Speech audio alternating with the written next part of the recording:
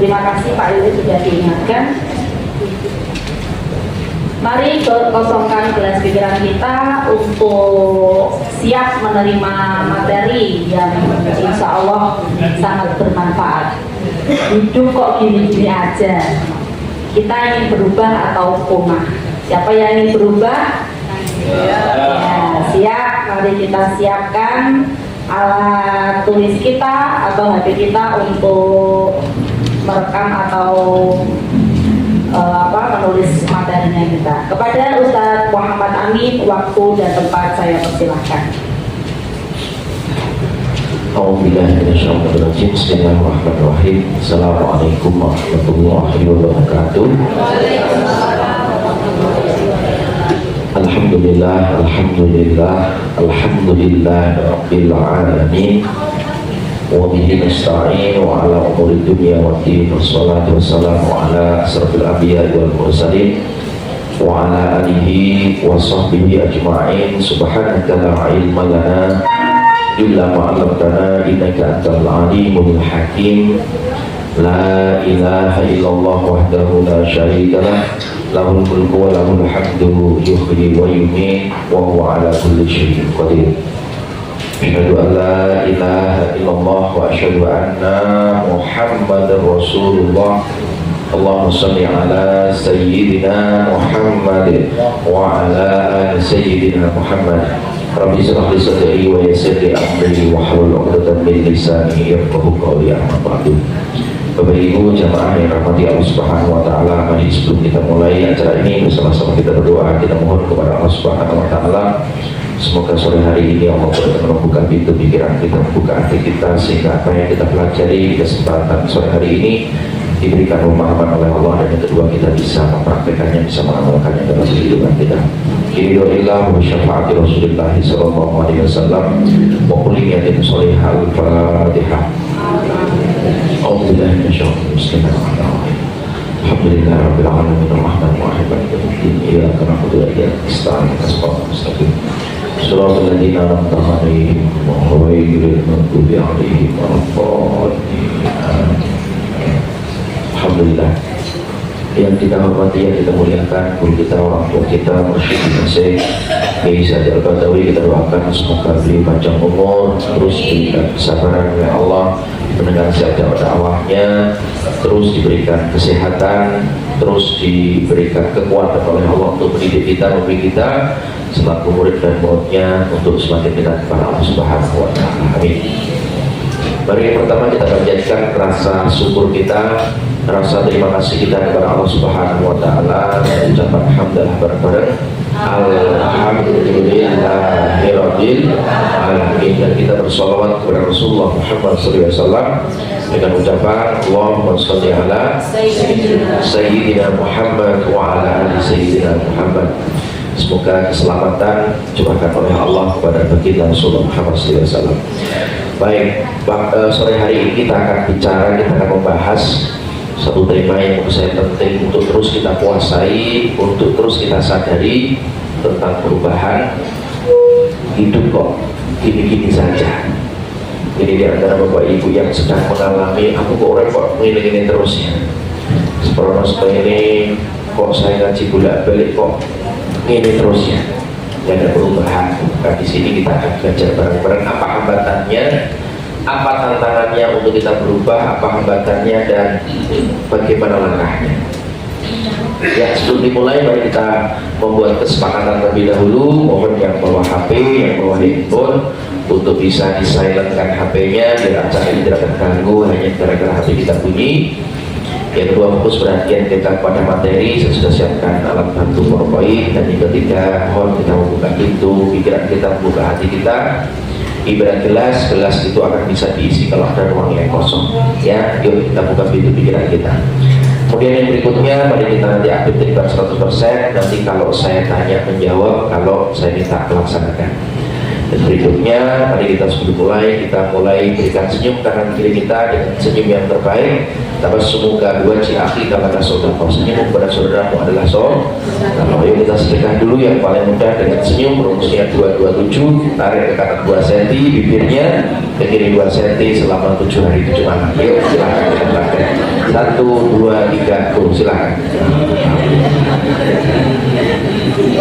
Baik, yuk kita mulai Bapak Ibu. Sebelum dimulai, ini menjadi salah satu dasar sering saya akan ulang-ulang terlebih dahulu biar kita hafal. Saya akan kutipkan hadis riwayat Bukhari dan Muslim. Rasulullah Muhammad SAW bersabda, ingatlah dalam tubuh manusia itu ada segumpal daging, segumpal darah. Kalau daging itu baik, semuanya akan baik. Kalau daging, darah itu buruk, semuanya buruk. Itulah qalb, itulah hati.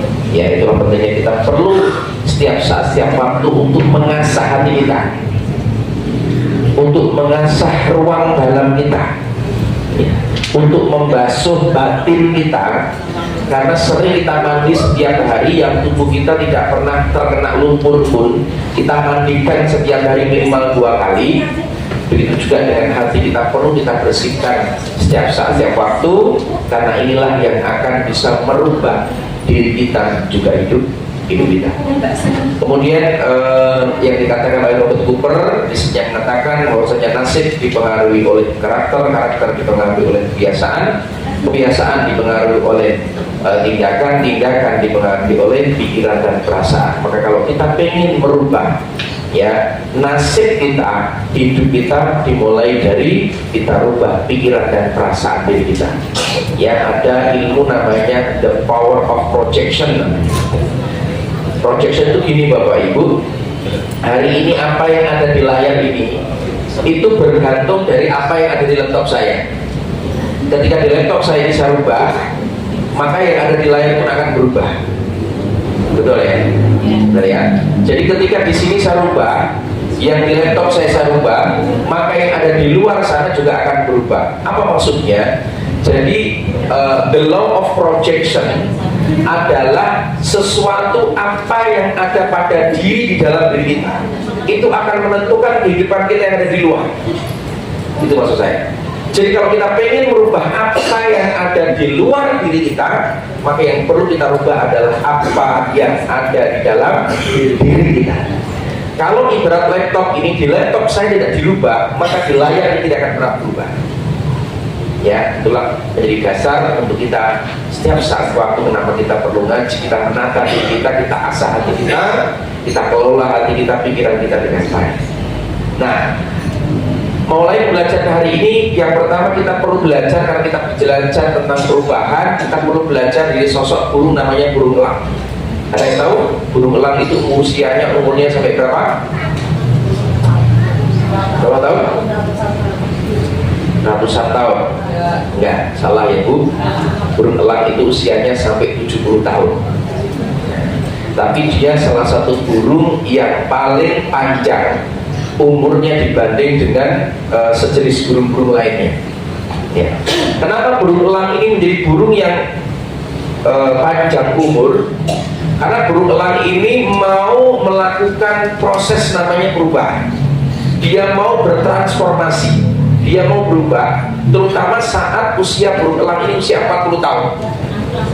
Maka saat dia usia 40 tahun, burung elang ini dia mengalami sebuah proses. Ya, saat itu cakarnya sudah mulai memanjang, kukunya sudah mulai memanjang, sehingga kekuatan dia untuk menerkam mangsanya sudah berkurang, sudah lemah. Tidak cuma cakarnya, paruhnya pun sudah mulai bengkok, sehingga dia tidak bisa memakan mangsanya dengan kuat. Selain itu, bulunya sudah mulai menebal, sehingga terbangnya tidak bisa terbang yang tinggi, tidak bisa leluasa. Sehingga di saat itulah burung elang ini punya 2 pilihan. Pilihan pertama yaitu mati. Ya, artinya dia tidak berubah, maka dia akan mati. Karena apa? Kukunya sudah tidak bisa menyerap, paruhnya tidak bisa digunakan untuk makan secara maksimal. Terbangnya sudah berat karena terlalu tebal, itu namanya bulunya. Sehingga pilihan pertama dia mati, atau pilihan yang kedua dia harus berubah. Dia harus melakukan proses transformasi yang menyakitkan, ya, selama 150 hari. Selama 150 hari dia harus rela untuk masuk di puncak gunung, untuk masuk ke gua. Disitulah dia pelan-pelan mematahkan cakarnya. Ketika cakarnya sudah dilepas satu demi satu, ada kemungkinan nanti akan tumbuh lagi dengan cakar yang baru. Paruhnya pun dia benturkan ke batu sehingga paruhnya harus lepas. Ketika paruhnya itu lepas, apa yang terjadi? Nanti akan tumbuh paruh yang baru. Begitu juga dengan bulu-bulunya, harus dengan sengaja dia harus gugurkan, dia cabut satu demi satu. Agar apa? Agar dirinya bisa tumbuh bulu-bulu yang baru. Sehingga setelah dia transformasi 150 hari itu, akhirnya burung elang menjadi pribadi yang baru, dengan kekuatan yang baru, dengan cakar yang baru, dengan paruh yang baru, dengan bulu yang baru, punya kemampuan terbang yang luar biasa, kemampuan menangkap mangsa yang luar biasa. Dalam hidup ini kita perlu belajar dari burung elang. Yuk kita belajar sejenak dari burung elang. Sebagaimana yang saya ceritakan, kita belajar transformasinya dengan burung elang, berubah atau punah.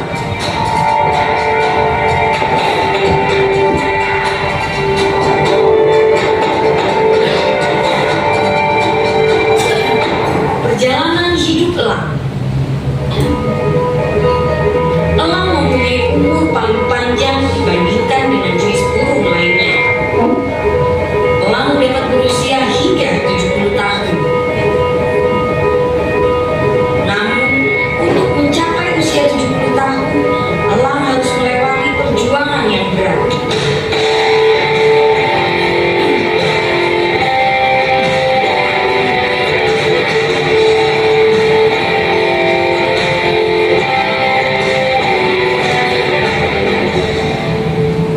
Saat elang berusia 40 tahun, jangka panjangnya mulai sulit memegang mangsa yang hendak dimakannya.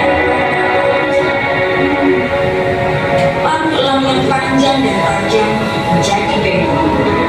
Dua sayapnya menguat, bulunya menebal, dan menjadi beban berat elang untuk terbang.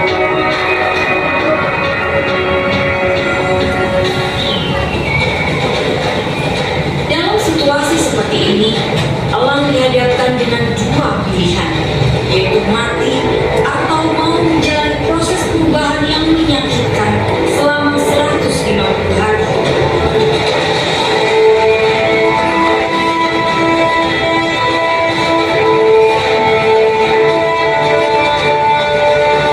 Pada proses itu, elang harus terlalu puncak untuk duduk dan hidup bersama. Paruh elang harus dipukulkan ke batu agar paruh lawannya lepas. Pada saat paruh barunya tumbuh, elang juga melepaskan cakar lawannya. Dan setelah tumbuh cakar baru, elang juga merontokkan bulu-bulu sayapnya.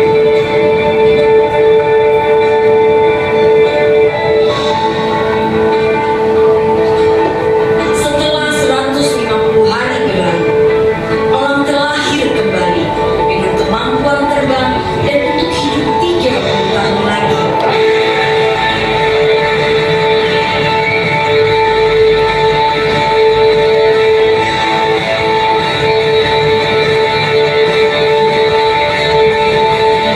Mengapa perubahan itu perlu? Seringkali untuk bisa bertahan dalam hidup, kita harus berani melakukan suatu proses perubahan. Pada saatnya, kita harus membuang kenangan, membuang kebiasaan, dan semua tradisi kerja lama kita.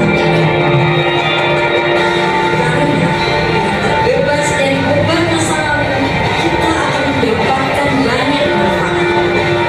Berani melakukan perubahan akan menunjukkan bahwa Anda memiliki mental sukses dalam kehidupan ini. Selamat menjalani proses perubahan.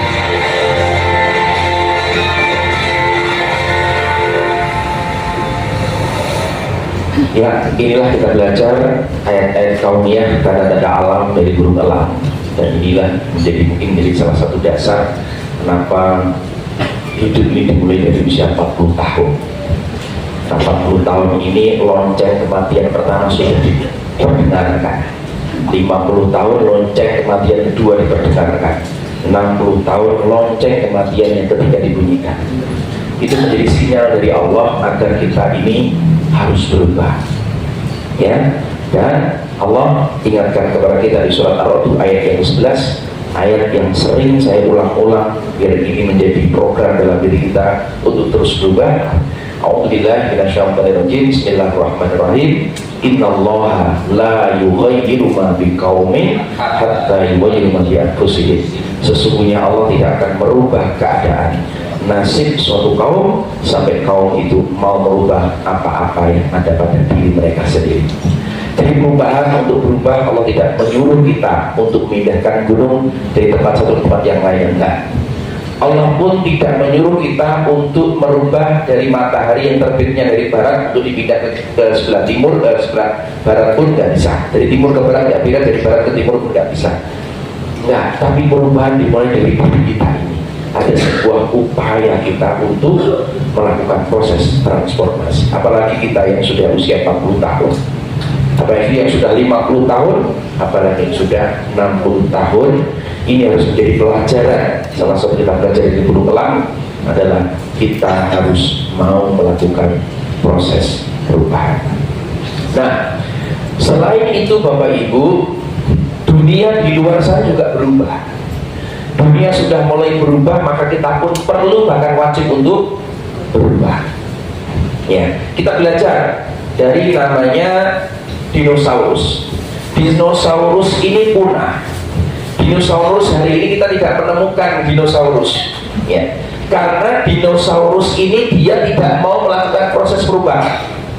Karena tubuhnya yang besar, makannya banyak, tubuhnya besar, gendut, ya, sehingga dia kalah bersaing dengan hewan yang lainnya, dan dia tidak mau transformasi, dia tidak mau berubah, sehingga hari ini punah.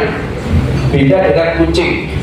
Kucing itu dulu menjadi binatang, ada namanya kucing buta. Lihat orang langsung lari. Tapi kucing sekarang bertransformasi. Dia mau dekat dengan manusia. Bahkan saya punya teman, kucingnya harganya 20 juta. Ya, kalau sakit masukin rumah sakit khusus hewan. Itu katanya sekali opnan satu malam itu harganya 450.000. Oh, luar biasa, ya kan? Karena kucing mau bertransformasi, dia mau mengikuti perubahan. Akhirnya hari ini kita masih menemukan binatang namanya kucing, tapi dinosaurus hari ini sudah tidak ada, ya, karena dia tidak mau melakukan proses transformasi. Nah, yang kedua, Bapak Ibu, dunia berubah, kita pun berubah. Selain kita belajar dari dinosaurus, kita perlu belajar dari kata. Hati-hati, ya, kita belajar dari kata. Kata ini menarik risetnya, silahkan dicoba. Ya, coba silahkan.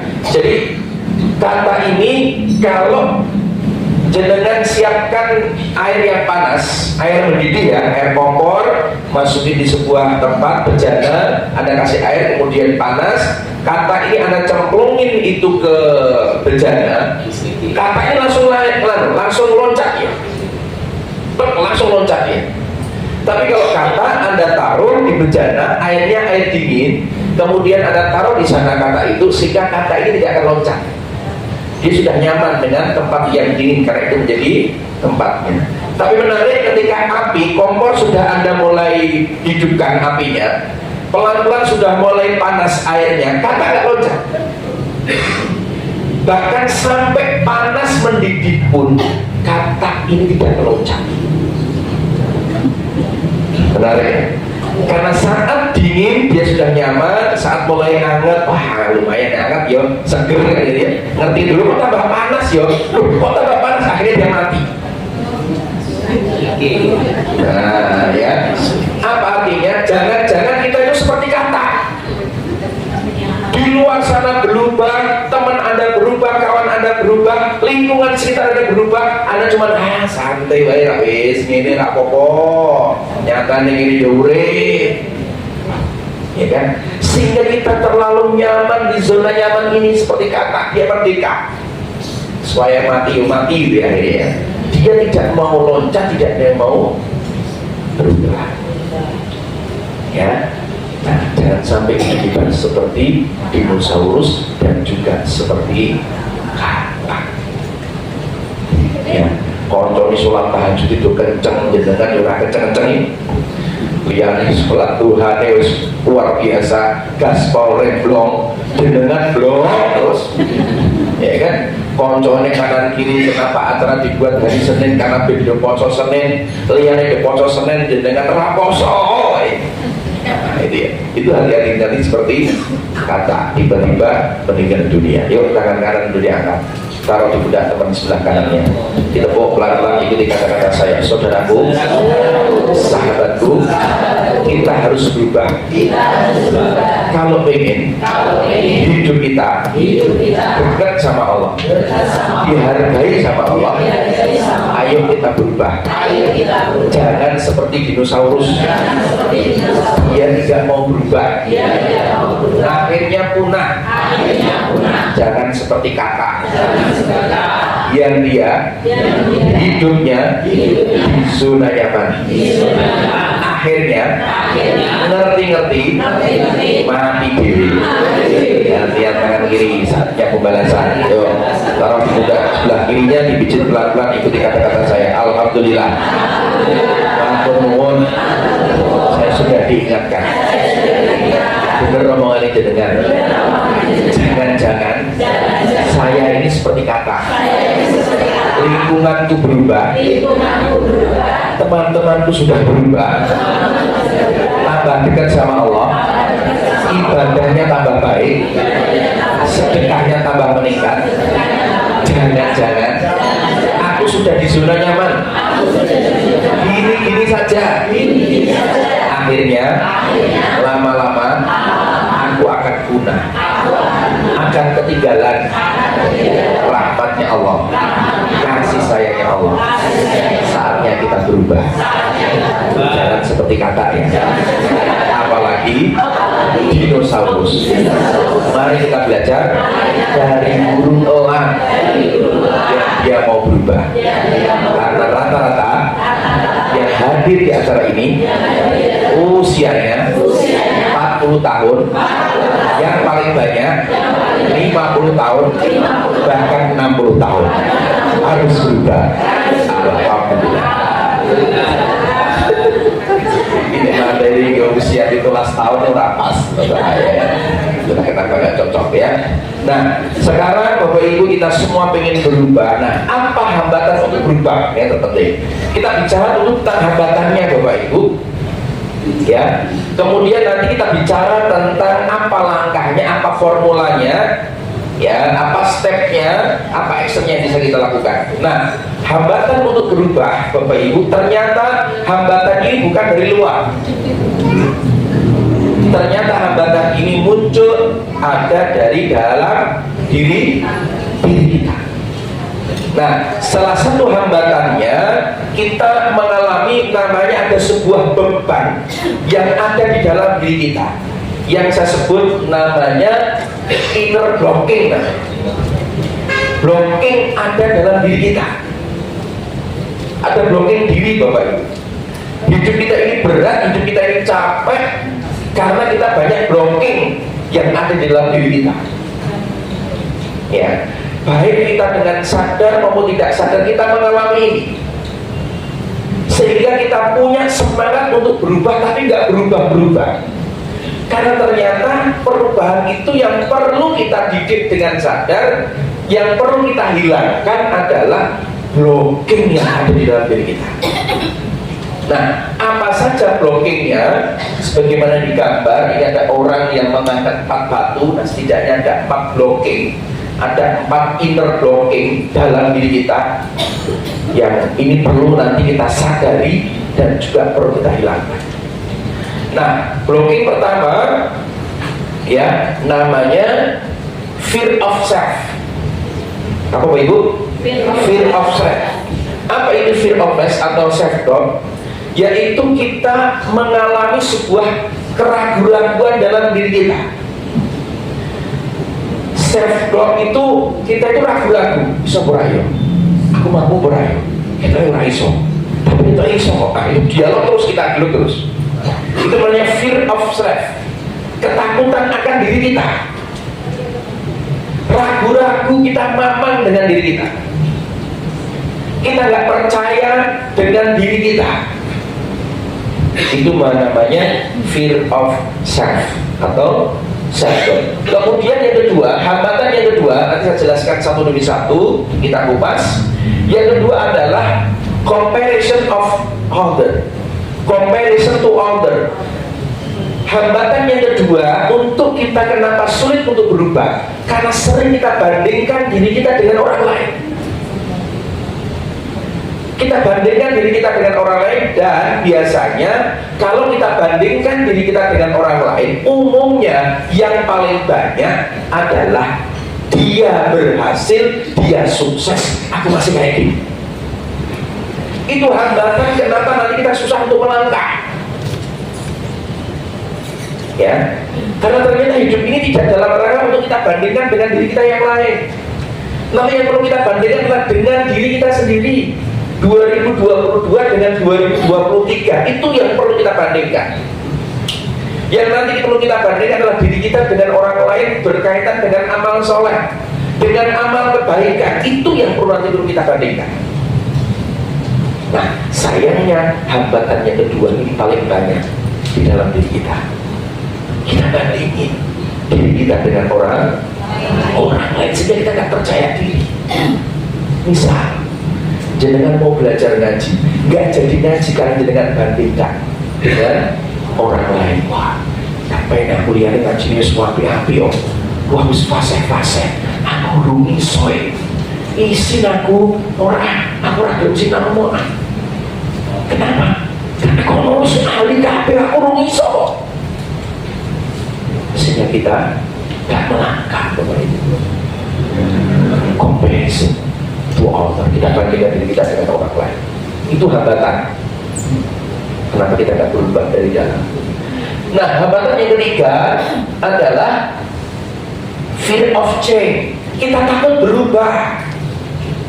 Nek berubah piye yo? Nek ngono ngene piye yo? Nek ngene piye yo? Nek ngene piye? Dadi piye yo? Nek aku berubah piye? Aku mau ngene wae. Kalau tidak berubah jadi orang kaya, nanti aku kalau jadi orang kaya nanti aku korupsi. Kalau jadi orang kaya nanti aku jahat. Nanti kalau aku banyak berubah seperti ini, nanti jari oh nanti aku kayak gini. Oh dianggap wong sombong nih. Fear of change, ketakutan kita untuk berubah. Dan satu lagi namanya fear of failure, takut gagal. Bapak Ibu, mengkonek gagal piye, mengkonek salah piye, mengkonek cita-cita gak tercapai gimana, guru mulai seperti itu gimana. Mengkonek aku misi ini ganti Pak Amin, mengkonek orang tidak berkenan gimana, mengkonek orang mulai kabeh piye. Ono wong iki ono iki. Kondisi ini rakwani karena fear of failure, takut gagal. Ini yang terjadi di masjid saya. Saya punya masjid, di masjid itu kan ada baru berjalan 1 tahun pengajian Ahad pagi. Karena alhamdulillah saya memulai semuanya. Awalnya saya ngomong dengan takmir, tapi tak percaya Pak, ini bermanfaat Pak buat Ahad pagi. Pak Amin ini sulit, Pak Amin ini sulit pengajian, ayo coba wae Pak. Saya sudah biasa dengan cara gimana alhamdulillah diterima. Oh no Pak Amin terus. Nanti kita mulai Pak. Ngaji toko sidik jadi kan rasa tersinggung ya Pak Amin, nggak usah apa-apa tersinggung, nggak masalah, berapapun nggak masalah. Ya, apa yang saya lakukan, saya minta istri saya buatin air minum, buatin wedang teh hangat, saya siapin jajan. Karena satu daya tariknya itu ada di makanan. Ya, di mana-mana kan gitu ya kan. Kemudian diumumkan ada pengajian pertama, kekhawatiran ini sudah mulai tidak terbukti karena yang pertama datang 20 orang. Minggu kedua datangnya lebih baik 50 orang. Nah sekarang berjalan 80 sampai 100 orang di Ahad pagi. Sudah mulai berjalan, saya juga sama modelnya. Saya siapkan presentasi, saya bawa laptop, saya bawa proyektor. Kemudian karena ide seperti itu akhirnya takmir menyiapkan namanya ini layar khusus untuk acara saya. Akhirnya berjalan, harapan saya ketika di Ahad pagi itu ada saya maupun tidak ada saya itu berjalan. Tapi apa yang terjadi di tempat kami ini, orang pinter-pinter, orang alumni IAIN, alumni UI, dosen-dosen, ketika saya izin, ya kemarin saya ngaji di Jakarta, tak suruh ngisi rawani.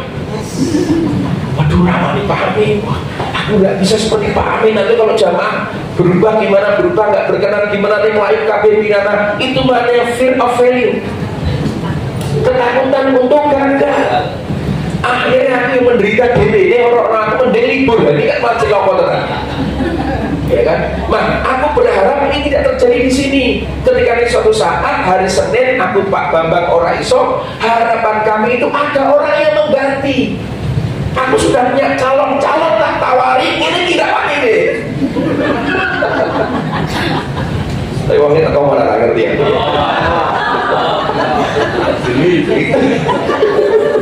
Itu ketakutan dalam diri kita, Bapak Ibu. Ya, coba yang di depan, Bapak Ibu. Coba. Ya. Halo. Hai. Ini hambatan dari dalam untuk kita berubah. Satu, karena kita ragu-ragu, khawatir. Ya. Kemudian yang kedua, kita bandingin diri kita dengan orang lain. Dan banyak kita tidak berkarya karena kita mau berkarya, kita bandingin dengan orang lain. Kemudian yang kedua adalah kita takut untuk berubah dan takut untuk gagal. Nah, Bapak Ibu yang dirahmati oleh Allah Subhanahu wa taala, maka kita perlu namanya letting go. Letting go itu adalah kita belajar untuk melepaskan belenggu ini dengan sadar. Kita belajar untuk melepas belenggu-belenggu ini, 4 belenggu hidup kita ini, sehingga kita sadar di tempat. Saya menyiapkan materi justru jujur untuk diri saya sendiri. Ya, maka kita ini sebenarnya Bapak Ibu diciptakan oleh Allah itu menjadi orang yang sukses, orang yang berhasil. Sebagaimana dengar suara adzan, hayya 'alal falah, mari menuju kemenangan, mari menuju kesuksesan, mari menuju keberhasilan. Diseru oleh Allah. Setelah hayya 'alal shalah, hayya 'alal falah, mari menuju kesuksesan, mari menuju kemenangan. Nah, untuk sana kita harus mau untuk letting go. Apa itu letting go? Dengan kemampuan secara sadar untuk melepaskan 4 belenggu hidup ini. Ya, ini perlu kesadaran. Ya, ini Bapak Ibu. Nah, apa tadi yang sudah saya sebutkan? Yang pertama adalah fear of self atau self doubt. Kita keraguan-raguan dalam hidup, kita ragu-ragu kita mamam. Yang kedua adalah comparison of to other. Kita membandingkan diri kita dengan orang lain. Fear of change, ketakutan kita dalam berubah. Dan fear of failure, kita ketakutan kalau nanti kita gagal. Maka kita bahas yang pertama tentang fear of self.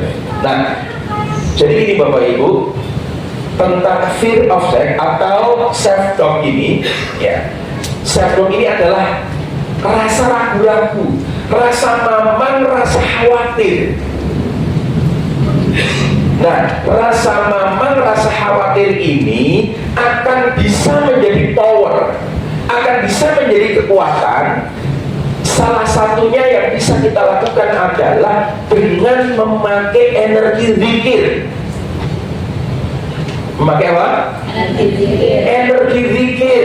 Kita ingat sama Allah Subhanahu wa taala. Ini perlu kita pakai. Sering dalam hidup ini, dalam kita punya masalah, kita itu banyak mikir, tapi jarang zikir. Ya. Ini yang terjadi. Maka kita perlu connect sama Allah. Zikir itu berarti mengingat Allah, kita ini lemah, Allah yang maha segalanya. Itulah kenapa saat saya sebelum mengisi selalu subhanaka la ilma lana illa ma'alam lana innaka antal alimul hakim. Itu salah satunya ketika keraguan-raguan saya muncul, was-was muncul, mengkonera iso piye, ragu-ragu piye, dengan ayat itu saya gantungkan diri kita dengan Allah, maka akan menjadi power, akan menjadi namanya kekuatan. Nah, untuk menghilangkan self-doubt ini, keraguan-raguan ini, tidak percaya diri ini Bapak Ibu, dengan memakai namanya energi zikir, mengingat Allah Subhanahu wa ta'ala. Salah satunya, mau nggak Bapak Ibu, saya berikan PR, saya berikan challenge, berikan tantangan, ya. Ini sudah pernah saya dengungkan, sudah pernah saya sampaikan, dan kemarin kita ngaji di Jakarta, pesan mursyid untuk bisa kita lakukan. Bagaimana untuk kita bisa menghilangkan self-doubt ini adalah dengan cara kita banyak berpikir. Salah satunya, kalau jenengan mampu, kalau jenengan bisa, setiap hari lakukan sholat tasbih. Sholat apa? Tasbih. Mari saya jelaskan berikutnya. Nah, maka ayo salah satunya, biar kita ini apa namanya, nanti saya sebut namanya humble confident namanya. Agar kita itu hidup kita tenang, kita punya kepercayaan diri yang luar biasa karena Allah bersama dengan kita. Salah satunya kita banyak berzikir kepada Allah, banyak mengingat kepada Allah. Salah satunya PR dari mursyid melakukan sholat, namanya sholat tasbih. Kalau tidak bisa setiap hari, seminggu sekali, atau mungkin seminggu 3 kali, monggo. Ora iso sebulan sekali, ora iso setahun sekali, ora iso seumur hidup. Gua ketemu ya. Nah, dasar hukumnya kita tahu, ini dalilnya. Dasar hukumnya untuk melaksanakan sholat tasbih, karena sholat tasbih nanti isinya adalah mengagungkan Allah. Nanti saya akan sampaikan. Ini dasarnya di hadis riwayat Abu Dawud, Tirmizi, Ibnu Majah, dan disahihkan oleh Al-Albani. Ya, Rasulullah Muhammad SAW berkata kepada Abbas bin Abdul Muthalib, salah satu pamannya, wahai Abbas pamanku, maukah engkau aku beri suatu pemberian, aku berikan suatu anugerah, maukah engkau lakukan 10 hal yang jika engkau lakukan itu Allah akan mengampuni dosamu yang sejak awal hingga akhir, yang lama maupun yang baru, ketidaksengajaan maupun sengaja, yang kecil maupun yang besar, yang tersembunyi maupun yang terang-terangan. 10 hal itu adalah engkau sholat 4 rakaat. Berapa rakaat? 4 rakaat. Pada rakaat pertama membaca Al-Fatihah dan surat. Jika engkau telah selesai dari membaca di awal rakaat, dalam keadaan berdiri, ucapkanlah kalimat Subhanallah, walhamdulillah, wala ilaha illallah, Allahu Akbar. Kemudian engkau rukuk, mengucapkan dalam rukuk 10 kali. Kemudian engkau bangkit dari rukuk, engkau mengucapkan 10 kali. Kemudian turun menuju sujud, engkau lakukan 10 kali. Kemudian bangkit dari sujud sebelum berdiri, yaitu duduk istirahat selama 10 kali. Yang demikian sebanyak 70 kali dalam setiap rakaat. Ini engkau lakukan 75 kali, engkau lakukan hal itu dalam setiap rakaat. Ya, jika engkau mampu melakukannya setiap hari sekali, lakukanlah. Jika tidak, maka setiap Jumat sekali, berarti seminggu sekali setiap hari Jumat. Kalau tidak bisa, sebulan sekali. Jika tidak, setahun sekali. Jika tidak, maka minimal sekali dalam seumur hidup. Ya. Nah, Bapak Ibu, bagaimana tata cara pelaksanaan sholat tasbih? Ya, saya sebutkan tata caranya dulu. Ya, sholat tasbih ini bisa dilakukan di malam hari, bisa dilakukan di siang hari. Ya, bagaimana keutamaannya? Saya mengambil salah satu pesan dari Imam Nawawi di bukunya, di kitabnya, namanya di kitab Al-Azkar, yang menyampaikan apabila seseorang melakukan sholat tasbih, ya, pada malam hari, maka yang lebih aku sukai, kata Imam Nawawi, adalah 2 kali salam pada tiap 2 rakaat. Berarti 2 rakaat salam, 2 rakaat salam. Dan ini menjadi petunjuk nanti kalau Anda melaksanakan sholat tasbih malam hari, lakukan 2 rakaat, 2 rakaat, totalnya 4 rakaat. Nanti saya jelaskan tata caranya, ya. Dan apabila dilakukan pada siang hari, boleh dilakukan 2 rakaat sih, 2 rakaat salam, atau 4 rakaat dengan sekali salam. Ya, berarti petunjuk yang bisa kita ambil dari pesan Imam Nawawi ini, dan mursyid kita, guru kita juga pesan kepada kita. Beliau berpesan, yang berpesan kalau malam itu 2 rakaat, 2 rakaat, kalau siang itu 4 rakaat langsung. Itu langsung saya langsung Google, langsung saya cari informasi kenapa demikian. Ya, salah satu ketemu dasarnya dari Imam Nawawi di kitab Al-Azkar.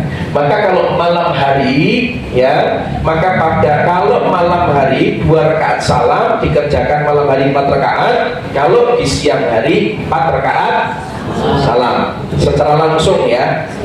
Ya. Nah, Bagaimana tata caranya?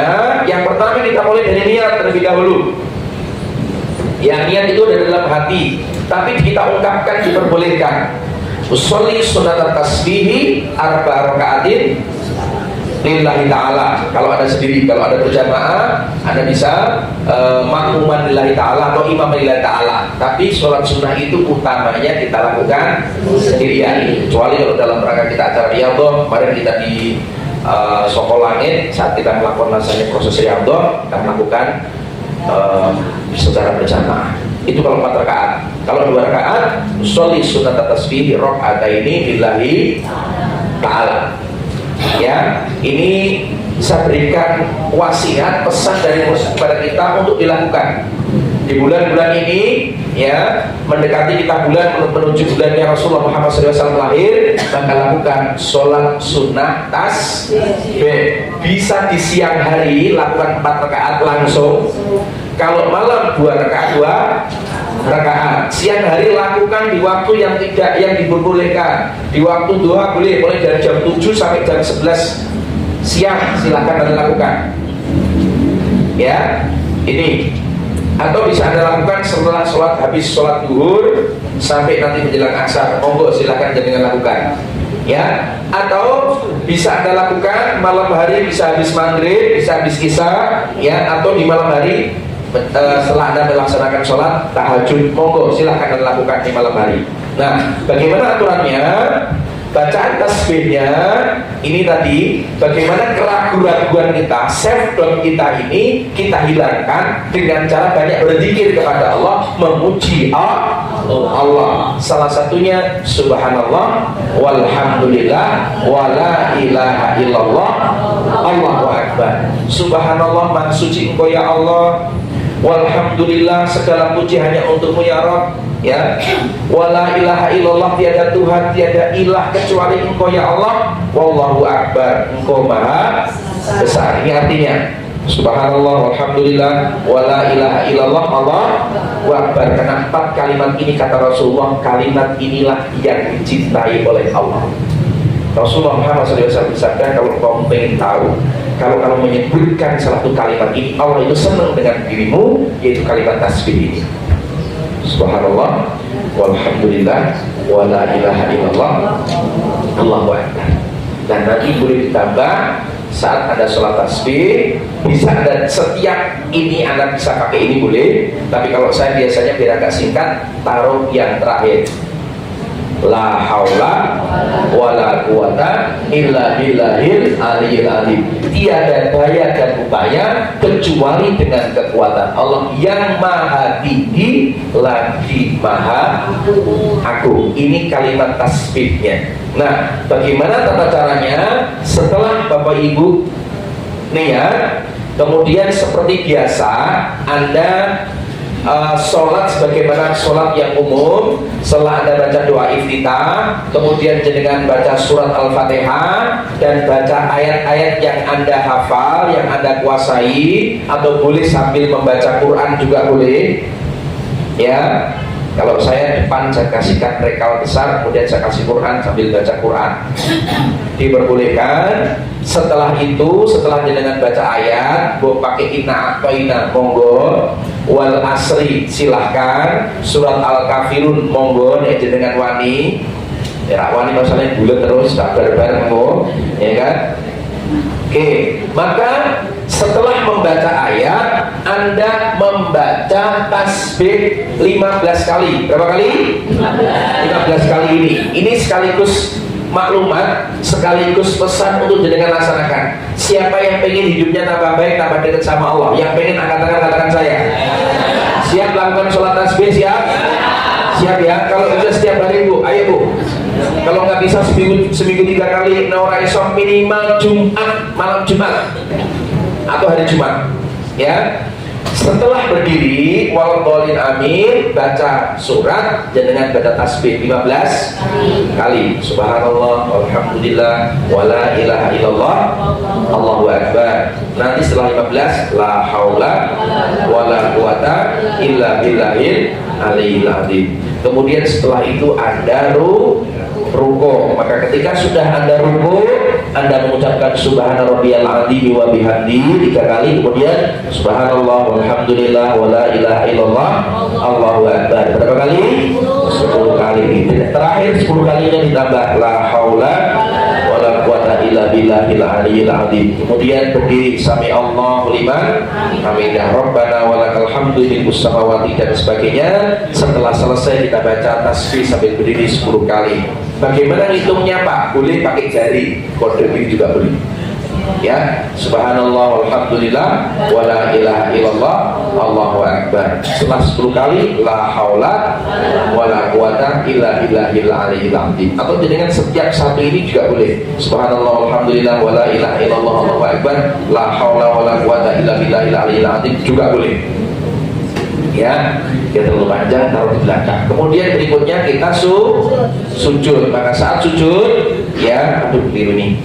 Slide-nya harusnya bawah dulu. Ya, kemudian kita sujud. Setelah sujud pertama, kita membaca subhana rabbiyal a'la wa bihamdi 3 kali. Kemudian kita membaca subhanallah walhamdulillah wala ilaha illallah Allahu akbar 10 kali. Tutup la haula wala quwata illa billahil aliyyil azim. Kemudian kita duduk di antara 2 sujud. Setelah Rabbi firli warhamni wajburni warfa'ni warsukni wahdini wa'afini dengan baca 10 kali subhanallah walhamdulillah wala ilaha illallah Allahu akbar la haula wala quwata illa billahil aliyyil azim. Kemudian kita sujud kembali. Sujud yang kedua kita baca lagi setelah subhana rabbiyal a'la wa bihamdi, kita baca subhanallah walhamdulillah wala ilaha illallah Allahu akbar berapa kali? 10 kali. Kemudian bangkit dari sujud, maka kita jangan langsung berdiri, maka di situ ada duduk istirahat, duduk jeda sebelum berdiri. Ya, ini yang membedakan sholat tasbih dengan sholat yang lainnya. Contohnya di sini ya.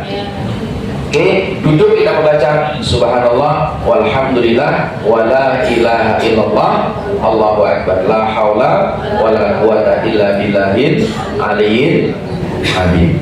Ya, kemudian satu rangkaian lagi, satu ya, berarti coba kita hitung berapa kali? 15 tambah 10 berapa? 25 tambah 10 35 tambah 10 45 tambah 10 55 60 5 70 jadi satu rakaat ada bacaan tasbih 75 kali. Paham ya?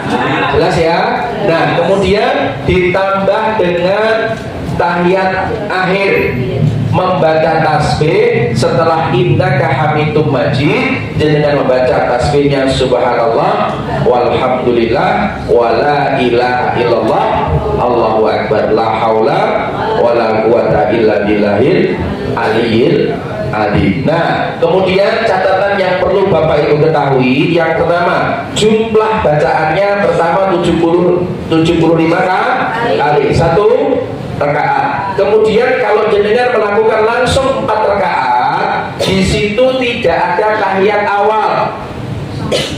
Tidak ada apa? Tahiyat awal. Gantinya adalah duduk jeda, duduk istirahat. Ya, setelah 2 rakaat jangan seperti sholat yang lain kita baca tahiyat awal, tidak perlu. Maka kita duduk istirahat, kemudian kita berdiri lagi. Jelas sampai di sini? Paham? Ada pertanyaan? Saya berharap semua nanti bisa praktek. Ini adalah pesan dari mursyid, pesan dari kiai untuk kita semuanya, untuk kebaikan kita, untuk menghidupkan hati. Salah satunya kalau teori yang ingin saya sampaikan tadi, kita perbanyak zikir bersama Allah. Itulah selesaikan masalah hidup kita. Kita selesaikan dengan zikir, dengan mengingat Allah. Kita akses energi Allah, punya kekuatan yang luar biasa. Halo? Jelas? Jelas ya? Kalau 4 rakaat tidak ada tahiyat awal ya? Langsung ya? Ada pertanyaan? Paham semua? Alhamdulillah. Siap dipraktekkan? Siap. Tangan kiri 2 diangkat, taruh di pundak teman sebelah kirinya. Ditepuk pelan-pelan, ikuti kata-kata saya. Saudaraku, sahabatku, bismillahirrahmanirrahim. Insyaallah, mulai nanti malam aku akan sholat tasbih. Kalau malam hari 2 kali salam, kalau siang hari 1 kali salam. Bismillahirrahmanirrahim. Ya Allah, berikan kekuatan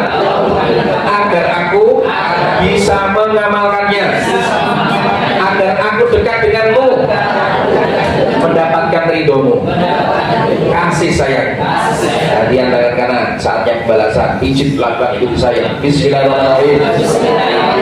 Insya Allah saya siap praktekkan sholat tasbih minimal seminggu sekali. Nek iso setiap hari. Apes-apese seminggu sekali. Seminggu sekali. Orang belum praktek, hati-hati. Allah mengingatkan mencret sedino. Orang-orang mau boleh. Bismillahirrahmanirrahim. Saya siap mempraktekannya agar diriku tambah dekat sama Allah, dapatnya ridhonya Allah, cintanya Allah, dan insya Allah selamat dunia dan akhirat, akhir hidup kita husnul khatimah. Ayo dilakoni ya. Alhamdulillah. Setuju Bu? Sepakat ya? Siap mulai kapan? Siapa yang siap nanti malam? Oh, alhamdulillah. Siapa yang siap besok pagi? Alhamdulillah. Gue gak ada alasan bener. Ya, ya, jelas ya. Karena gini, halo. Subhanallah. Yang pertama, nah, karena gini, halo. Untuk menghilangkan keraguan-keraguan dalam hidup kita, agar kita itu pede, maka ini konsepnya. Kita paham, jangan sampai keliru ya. Maka saya sebut namanya humble confident. Apa Ibu? Humble confident. Percaya diri yang humble, percaya diri yang rendah hati. Salah satunya dimulai dari kita percaya Allah plus percaya diri. Ini yang paling benar. Jangan sampai keliru, percaya diri baru percaya Allah. Nanti jadinya seperti Fir'aun, sombong nanti. Ya, inilah energi pikir. Satu, kita percaya Allah dulu, ditambah percaya diri. Oh, ini Masya Allah. Ya kan? Nah, banyak orang percaya diri, tapi dia tidak percaya Allah, jadinya sombong. Banyak orang itu percaya Allah, tapi kalau nggak percaya diri juga akan melakukan imam. Padahal dikira kencang lebih. Mimpin tahlil barang lu, mimpin sholawat barang lu, ya kan? Orang ini orang cerita kono, ya.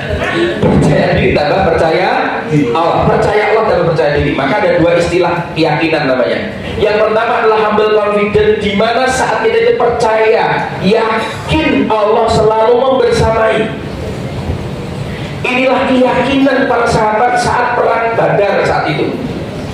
Yakin Allah bersamai, ya, merasa aman dengan janji dan jaminannya Allah. Logikanya logika langit, logika iman.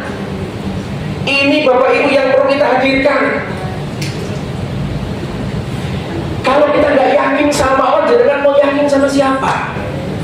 Padahal Allah itu lillahi ma fis samawati wa ma fil ardh. Dia punya langit dan bumi. Dia punya sifat ar-Razzaq, dia punya sifat al-Ghani. Maka yakin dengan janjinya.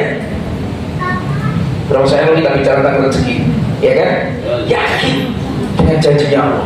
Ini nanti akan menghilangkan keraguan dalam diri kita. Ketika jenengan sedekah eman-eman, jenengan ingat janjinya Allah, 1 dibalas 10, 700 bahkan tak terhingga. Sehingga jenengan pede. Yang membuat Anda ragu-ragu karena Anda ini full confidence, yaitu yakin dengan kemampuan diri, merasa aman dengan hitung-hitungan logika akal. Ini mesti begini karena ilmu ini loh, ini boyong ini loh. Sombong lo tadi ini. Ayo Bapak Ibu, biar kita menjadi mantap, menjadi yakin adalah apa tentang humble confidence ini, akan janji dan pertolongan Allah Subhanahu wa Ta'ala. Jangan janji di DPR yo gelem, ya kan? Betul nggak? Ini mohon maaf, gelem Bapak Ibu. Mesti jelas dijadiin calon presiden yang mantap gitu kan, ya kan? Dan isi menjanjikan Allah, menjadikan rakyat itu lebih. Halo? Setuju? Sepakat? sepakat setuju saya sok sedekahi cek 2.000 sepakat setuju 2.000 tapi wong kira teko itu aja.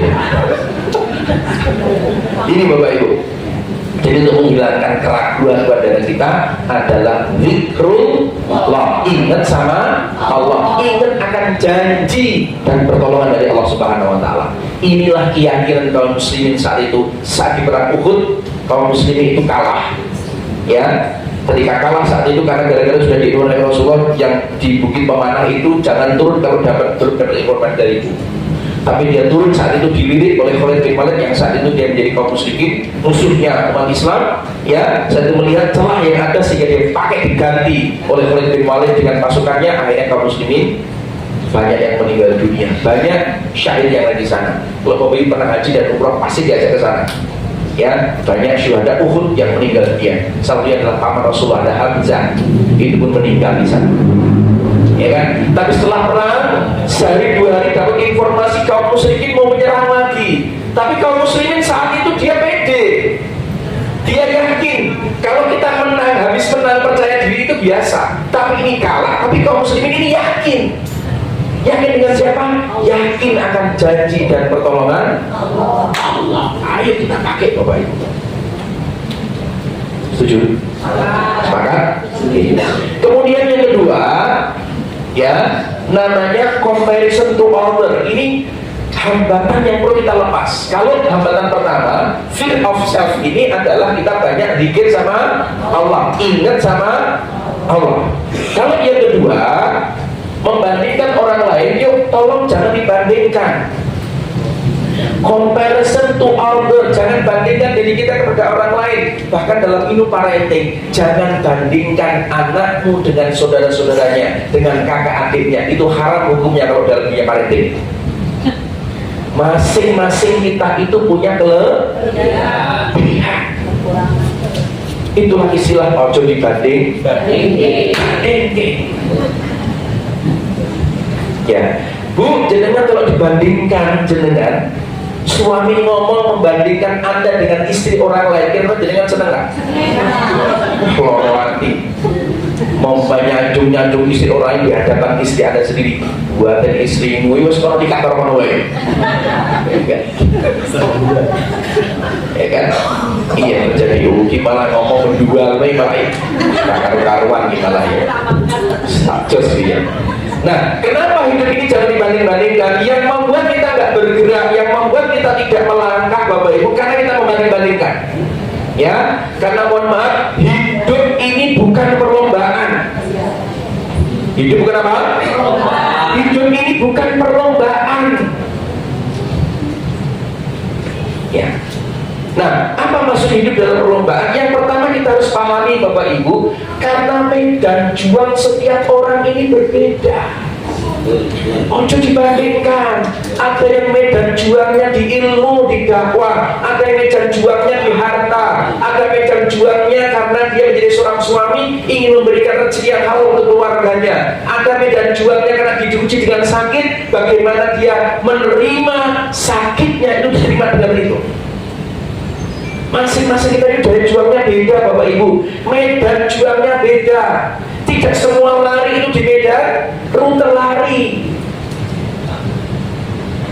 Ini ya, tugas kita itu berbuat, tugas kita itu berkarya, bukan membandingkan dengan orang lain. Berapa banyak kita gak melangkah, mau belajar Quran gak jadi, gara-gara apa? Kita membandingkan diri kita dengan yang lain. Halo? Kon gandeni rakwani, kenapa? Karena bandingke. Ini ya, medan juang kita berbeda. Beda Bapak Ibu. Kemudian yang kedua, jangan bandingkan dengan orang lain sehingga kita gak semangat. Karena kalau kita bandingkan yang saya bagus, yang kita jelek. Yang saya pengalaman kita baru amatiran, sehingga jenengan gak melangkah. Betul? Gak berbuat. Akhirnya gak action. Mesodako, biasalah. Bu Titin wis sak yuto, liyane wis pirang-pirang yuto. Aku rasa sudah ora apa-apa. Wis dicek cover kono kabeh. Jenengan kira berbuat. jadi penonton. Jangan bandingkan. Ya, yang kedua, jalan setiap orang itu berbeda, medan juangnya berbeda. Kemudian jalan setiap orang itu beda, masa lalunya beda. Halo, urusan sharing, urusan komunikasi, urusan ceramah, saya lebih ahli daripada Mas Wiwit. Tapi kalau saya disuruh untuk servis mesin cuci, dia lebih ahli daripada saya. Jangan begitu. Bandingin stres karena berjuang. Ya. Kemudian yang ketiga, berlombalah dalam amal soleh, jangan berlomba dalam urusan dunia. Karena Rasulullah, kalau kamu melihat orang lain di urusan akhirat, janganlah ke urusan dunia banyak ke bawah. Tapi sering apa yang terjadi, kita bandingkan urusan dunia lihat orang lain, sehingga syukur kita menjadi hilang. Wah, kok kono mobil gonta terus aku kok ini terus ya Allah, akhirnya bersyukur, akhirnya banyak ngomong. Orang ini kerudungnya putih mau biru, hijau, gajinya putih keliron, terus hijau barang lagi gitu. Potongan berat, ya. Berlombalah dalam amal soleh. Iri itu boleh, hidup namanya kata Rasulullah. Ini dalam urusan harta tidak boleh. Yang boleh itu hidup. Anda lihat orang lain mau Qurannya oke, aku iri, aku pengen kayak dia. Hafalan Qurannya banyak, aku pengen seperti dia. Amalnya banyak, aku pengen seperti dia. Hidup itu ada dua. Satu urusan sedekah, amal kebaikan. Yang kedua adalah urusan bagaimana perbuatan baik. Itu boleh kita iri dengan orang lain kalau orang itu berbuat kebaikan. Amal soleh itu boleh kita iri, bahkan wajib untuk kita iri. Ya, dan juga bandingkan diri kita, berlomba dengan diri sendiri. Yang kita ukur diri kita di 2022 dengan 2023. 2023 kita pastikan harus lebih baik dibanding dengan 2022. 2024 nanti kita pastikan hidup kita harus jauh lebih baik dibanding dengan 2023. Itu yang boleh kita bandingkan. Sepakat? Setuju? Ini bandingin liane dengan umat Rasulullah terus.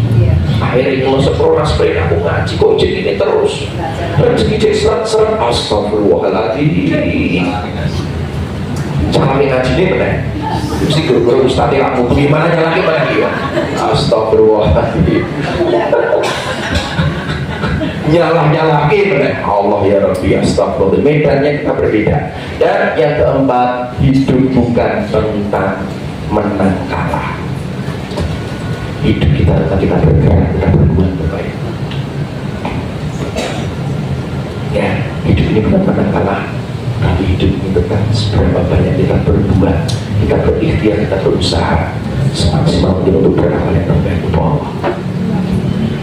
Kalah menang suatu saat boleh Bapak Ibu, mental kalah menang kompetisi itu boleh agar kita amal kita meningkat, tapi kita harus tempatkan di porsi yang baik, yang tepat Bapak Ibu. Nah, Rasulullah dari sebaik. Berarti kita akan siap, akan kembangkan, kita akan lanjutkan di pertemuan yang akan datang. Ini jauh lebih seru nanti minggu depan. Nek jenengan rata mau jujur serius gelo jenengan. Nyuwun sewu aku terlalu pede Bapak Ibu. Jenengan tahu dapat ilmu ini dari mana kan ini? Jenengan pengajian yang kono entuk insyaallah, tapi sing ngene iki jenengan ra entuk. Kita mungkin. Nah ini orang mangat yuk dulu terserah.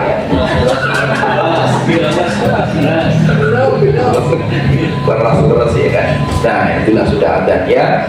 Nanti untuk lanjutannya yang lebih seru, lebih meyakinkan, tapi membuat Anda maju, insya Allah pertemuan yang berikutnya. Amin. semoga Allah rahmati, semoga Allah berkahi, berikan panjang umur kepada kita. Allah mudahkan urusan kita, ya Allah mudahkan rezeki kita. Semoga hidup kita menjadi hidup yang manfaat. Semoga akhir kita husnul khatimah. Amin ya rabbal alamin. Al-Fatihah.